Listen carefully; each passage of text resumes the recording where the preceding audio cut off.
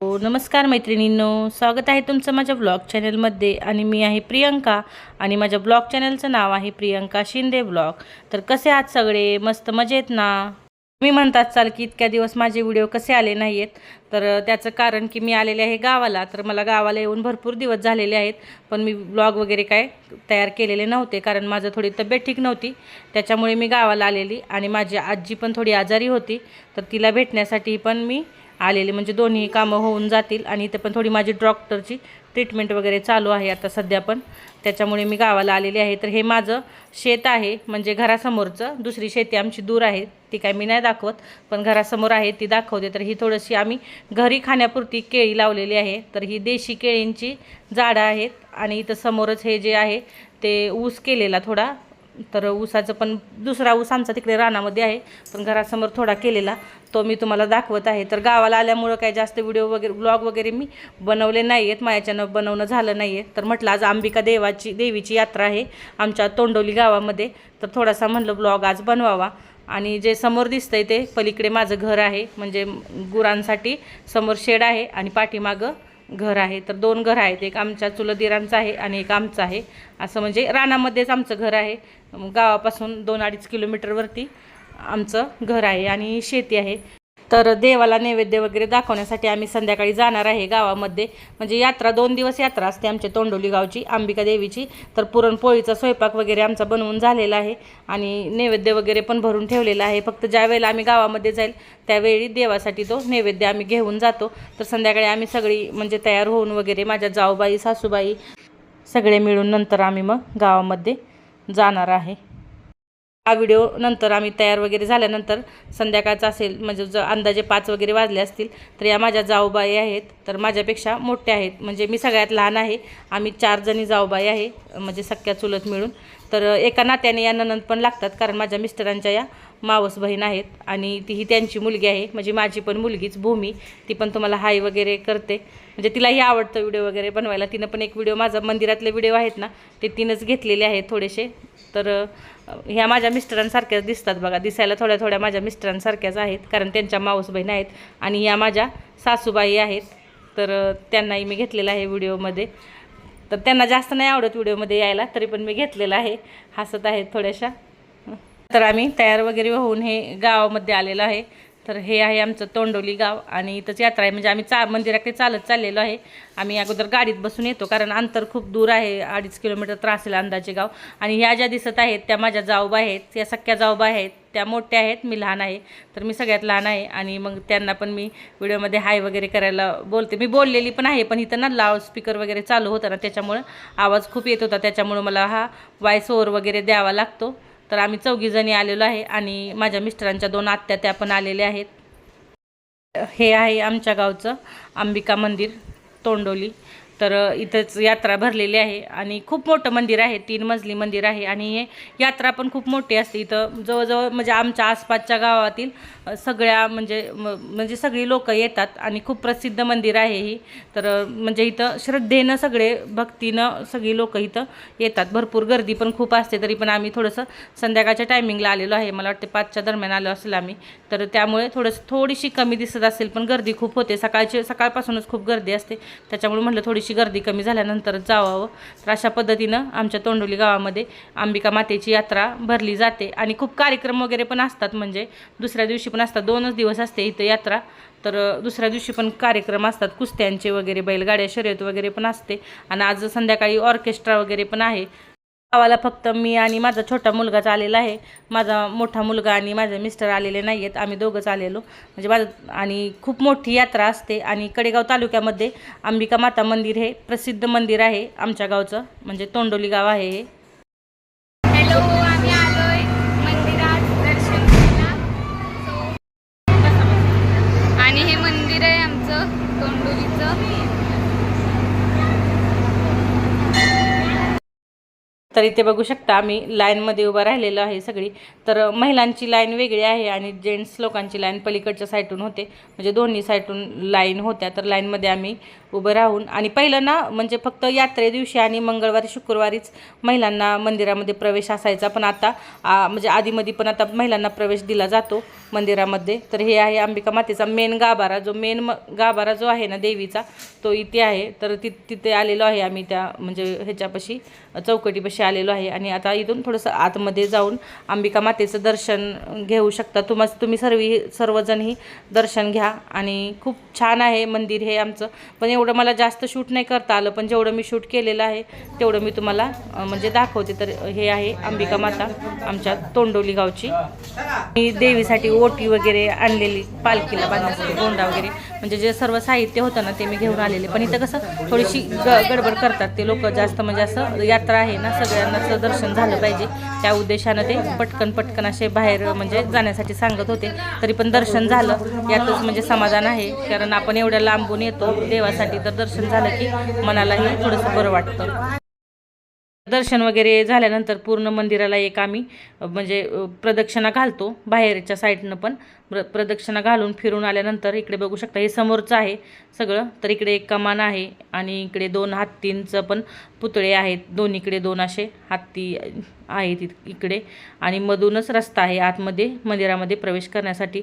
तर आम्ही थोडंसं मंदिरामध्ये पण बसतो, थोडंसं प्रसाद वगैरे जो पेढ्याचा वगैरे म्हणजे घेतलेला असतो ना आपण देवाला वाटण्यासाठी, तो पण सगळा म्हणजे महिलांना जो पण म्हणजे जे कोणी येईल समोर त्यांना तो प्रसाद वगैरे दिला जातो. तर आम्ही पण पेढे वगैरे घेतलेले, ते सगळं आम्ही सर्वांनाच म्हणजे वाटतो इथे प्रसाद वगैरे. आणि हे आतला भाग आहे थोडासा मंदिराच्या आतला. तर इथे बघू शकता किती जेंट्स लेडीज सगळेच म्हणजे आलेले आहेत दर्शनासाठी देवाच्या, आणि काही दर्शन करून चाललेले आहेत घरी. तर इथं पालखी आहे देवीची अंबिका मातेची. तर इथंही आम्ही दर्शन वगैरे सगळे हळदी कुंकू वगैरे वाहून जे ओटी वगैरे असते ना, ते इथं पालखीच्या इथंच ठेवतो सगळे आणि दर्शन करून घेतो. तर इथे जे टाक असतात ना देवीचे ते असतात याच्यामध्ये पालखीमध्ये. आणि हे सगळं गावाला अशी नगर प्रदक्षिणाही घातली जाते. तर थोड्या वेळाने नंतर पालखी निघते आणि पूर्ण गावाला नगर प्रदक्षिणा घालून नंतर ते मंदिरामध्ये आणली जाते शेवटला. आणि नंतर म्हणजे पायघड्या वगैरे घातल्या जातात पालखीला, म्हणजे पालखी ज्या वेळेला बाहेर निघते ना त्यावेळेला पायघड्यांच्या ह्याच्या म्हणजे ढोल ताशाच्या गजरामध्ये सगळीकडे नगर प्रदक्षिणा वगैरे घेतली जाते. आणि नंतर मग संध्याकाळी येऊन आरती वगैरे डबल होते देवाची. आणि या ज्या दोघी बसलेल्या आहेत ना त्या माझ्या मिस्टरांच्या दोन्ही आत्या आहेत. तर माझ्या म्हणजे मिस्टरांना 2 आत्या, एक चुलते आणि माझे सासरे, म्हणजे असे 2 भाऊ आणि 2 बहिणी, अशी माझ्या मिस्टरांच्याकडची फॅमिली आहे. म्हणजे इथे दर्शन वगैरे झाल्यानंतर इथे भरपूर सारे गाडे लागलेले, म्हणजे वडापावचे होते, भेळचे, परत रगडा पॅटीस, पाणीपुरी वगैरे, जलेबी वगैरेचे पण अशी दुकाने होती सगळीकडे. तर आम्ही म्हटलं थोडंसं रगडा पॅटीस सगळ्यांनीच खावं म्हणून तर सगळेच बसलेलो आम्ही. आणि सगळ्यांसाठीच इथं आम्ही रगडा पॅटीस म्हणजे मागवलेलं. तर इथं आमची मुलं पण आमच्या अगोदरच आलेली होती. तर माझा मोठा मुलगा काय आलेला नाही आहे, पण माझ्या जाऊबाईंची 2 मुलं आणि माझा छोटा मुलगा ते म्हणजे आमच्या भाऊजींच्या बरोबर, म्हणजे माझ्या दिरांच्या बरोबर अगोदरच आलेली होती. मग त्यांना पण आम्ही फोन वगैरे केलेला खाण्यासाठी. मग नंतर मुलं पण येतात इथं खायला. आणि माझ्या जाऊबाई ऑर्डर करत होत्या इथं सगळ्यांसाठीच.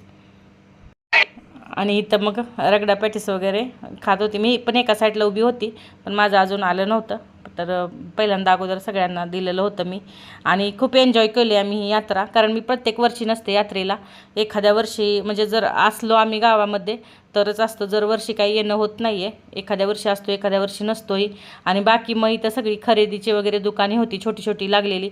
तर इथं हे जे दुकान होतं ना, इथं 10 रुपयाला कोणतीही वस्तू घ्या, 10 रुपयाला काहीही घेऊ शकता तुम्ही. तर इथून मी क्लिप वगैरे थोड्याशा घेतलेल्या, कांगवा क्लिप वगैरे घेतलेल्या 10-10 रुपयाच्या होत्या म्हणून. तर खूप छान लागलेलं सगळीकडे. 30 रुपये, 10 रुपये अशी खूप छान छान अशी दुकानं होती. खेळणी वगैरे पण होती सगळीकडे. आणि खेळणी वगैरे तर काय आमची मुलं आता थोडीशी मोठी झालेली आहे, त्याच्यामुळं मग खेळणी वगैरे तर काय आम्ही जास्त घेतले नाही आहेत. म्हणजे आमच्यासाठीच थोडीफार खरेदी आम्ही केली. तर पर्स वगैरे पण होते, पर्सचे पण दुकानं इथं होती. म्हणजे स्वस्त होतं सगळं साहित्य जे होतं ना ते एवढं यात्रेमध्ये वगैरे स्वस्तच असतं, जास्त महाग काही नसतं. इथं सेल वगैरे लागलेले असतात त्याच्यामुळं स्वस्तच होतं. तर ही बघू शकता इथं पर्सचं दुकान होतं ना, या पर्सच्या दुकानामध्ये माझ्या जाऊबाईंसाठी एक पर्स आम्ही खरेदी केलेली त्यांच्यासाठी. तर इथं माझ्या जाऊबाई बघत होत्या पर्स आणि मला विचारत होत्या कुठली घेऊ गं, त्या मला सांगत होत्या. मग त्यांनी एक त्यांच्या चॉईसची घेतलेली, म्हणजे त्यांना जी आवडली ती त्यांनी इथं घेतलेली. 150 रुपयाला होत्या पर्स, कोणतीही घ्या 150 रुपयाला असं वगैरे घेतल्यानंतर मग आम्ही थोडंसं यात्रेमध्ये फिरलो सगळीकडे. आणि मग घरी नेण्यासाठी प्रसाद वगैरे, म्हणजे आमच्या सासूबाई अगोदर जातात कारण आमचं घर लांब आहे गावापासून, त्याच्यामुळं मग सासूबाई आमच्या बोलतात की तुम्ही या, म्हणजे पालखीचं वगैरे दर्शन घेऊन या घरी, तोपर्यंत मी घरी जाते. मग त्या अगोदर जातात. तर ह्या आमच्या शेजारच्या आहेत ताई आणि ही दिदी त्यांची, तर ती पण सगळ्यांना हाय करते. आणि या दोघी पण आमच्या शेजारच्याच आहेत. आणि थोड्या वेळाने बघा इथं पालखी निघालेली आहे.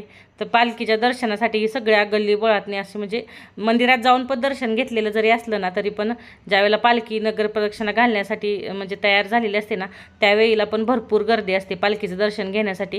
तर आम्ही पण डबल एकदा घेतो, आम्ही मंदिरात पण एकदा घेतलेलं पालखीचं दर्शन. आणि इथं पण आम्ही, म्हणजे मी आणि माझ्या जाऊबाई, बाकीची आमची मुलं वगैरे तर गेलेली घरी, थांबली नव्हती. माझ्या सासूबाईंच्या बरोबरच ती गेलेली, कारण लय अंधार खूप होईल आणि नंतर कार्यक्रम वगैरे पण आहे. मग कार्यक्रम पाहण्यासाठी आम्ही दोघी थांबतो इथं गावामध्ये. आम्ही काही कार्यक्रम बघून वगैरेच नंतर घरी जातो.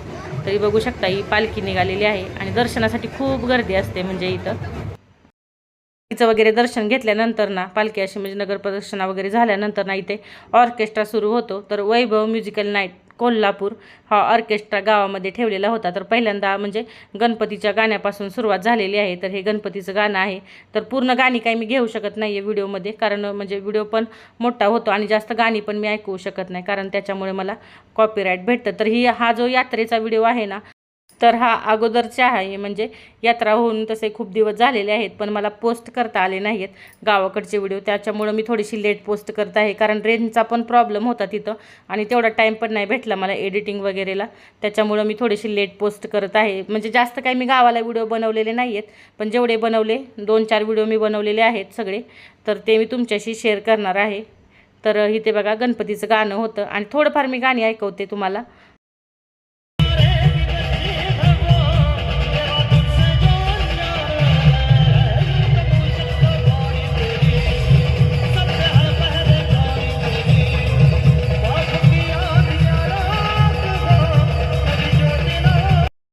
हे पण गाणं खूप छान होतं म्हणून मी हे पण शूट केलेलं. तर शिवाजी महाराजांच्यावरती आधारित हे गाणं होतं, मला खूप आवडलं, त्याच्यामुळं मग मी याचा पण थोडासा व्हिडिओ घेतला. आणि ऑर्केस्ट्रा खरंच खूप छान होता, पण सगळं काही मी म्हणजे व्हिडिओमध्ये शूट घेतलेलं नाही आहे. ऑर्केस्ट्रा मलाही खूप आवडला, आम्ही पूर्ण ऑर्केस्ट्रा मी बघितला आणि नंतर मग आम्ही घरी गेलो. म्हणजे तर तुम्ही एन्जॉय करा.